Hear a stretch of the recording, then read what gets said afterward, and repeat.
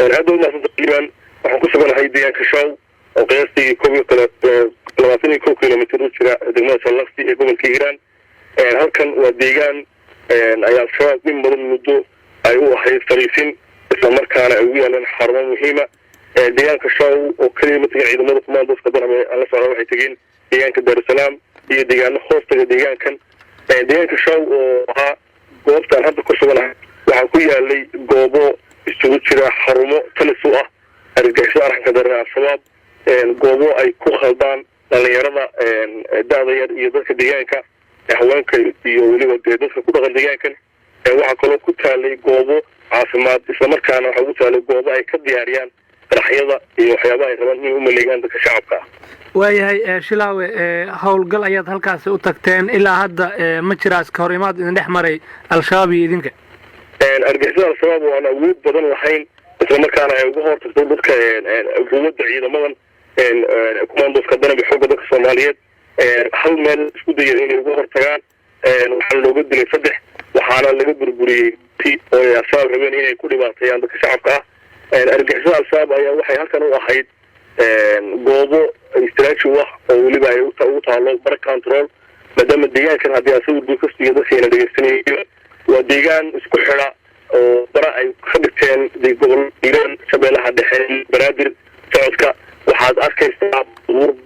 iyo badan oo goobtiya waa kala cusub mudan in kala ku taalay goob ay gubaan aan baaburta iyo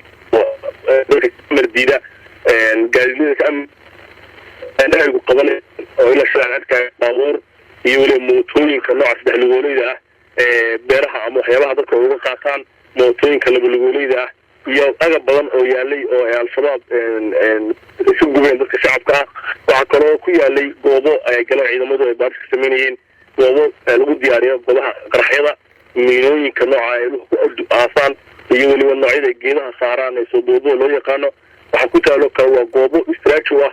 al-shabaabna niyada ma gashan in ciidanka kumaandoska danbe ay halkan u imaan karaan xoogga dadka Soomaaliyeed balse ciidamadu waxaa u soo gashay inay qabtaan in deegaankii ay gacan ku haynta la wareegaan howlgalkan ujeedkiisu waxaa la burburinayo fariisimaha al-shabaab si loogu diido inay u fikiraan ama inay soo maleegaan dakrid ay ku dhakrayaan dadka shacabka ah ee waxba galabsan howlgaladan ay ciidamada kumaandoska saameynayaan deegaanada deegaanka kalima deegaanka Dar es Salaam leeyahay soo marnay deegaanka Dar es Salaam waa deegaan ay deganaayeen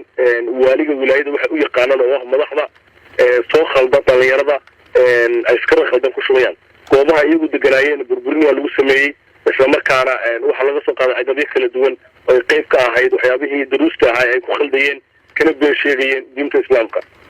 howlgalkiina haatan shilaawe ma soo dhamaaday oo ma ka soo laabanaysan marka deegaanadaas aad tagteen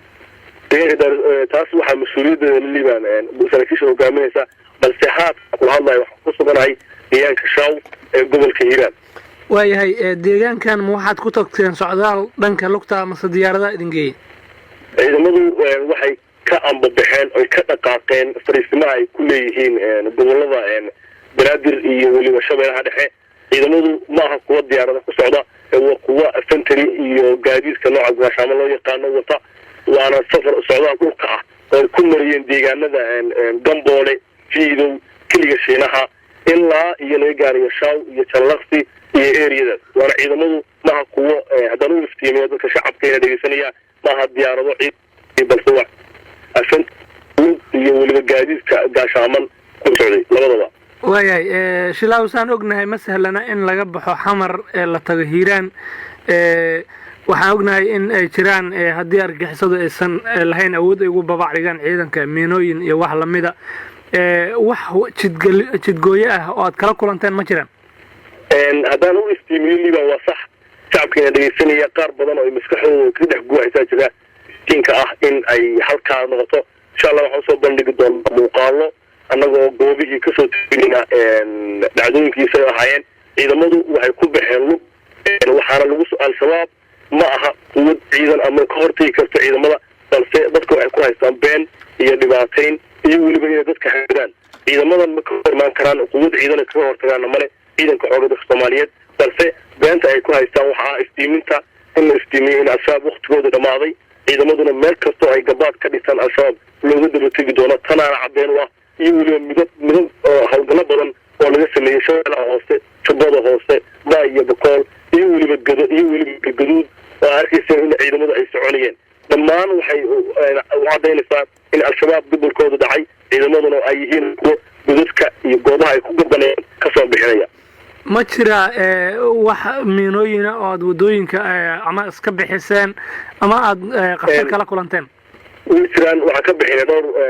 goobood oo al-shabaab rabay inay ku dhibaateeyaan balse maadaama aanay iyagu tahlayn inay ay ku hambabarayaan ama ay samaynayaan islahayn kuwasaa la samayn karaa waa jiraan waana soo bandhigayna insha allah ugu dambeyntii Shilaawe deegaanadaas aad tagteen eriyada ay kooxdu joogto miyaa ka haysataan wax xoga ma waxaa jira deegaano idin dhow oo aad leedihiin way joogaan oo aad ku dhaqaaqi doontaan wixii dhaqaaqida kale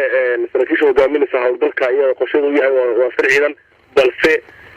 howlgalkan oo ujeedkiisu yahay burburin fariisin kasta oo al-shabaab leeyihiin ciidamadu waa kuwo gelaya oo kuwo burburinaya deegaankana muhiimada uu leeyahay waxa weeye dadka shacabka deegaankuna way garanayaan qof kasta oo deegaanka yaqaanana wuu garanaya qof kasta oo arkay dhibaatada al-shabaabna wuu garanaya muhiimada inay ciidan goobtagaan waxaana aad u xusid mudan in shacabka ku dhaqan deegaanadana ay kuwa soo dhaweynaya ciidamada faraxsan ay arkaan dowlad Soomaaliyeed inay arkaan ciidan dowladeed oo soconaya oo shaqada qabanaya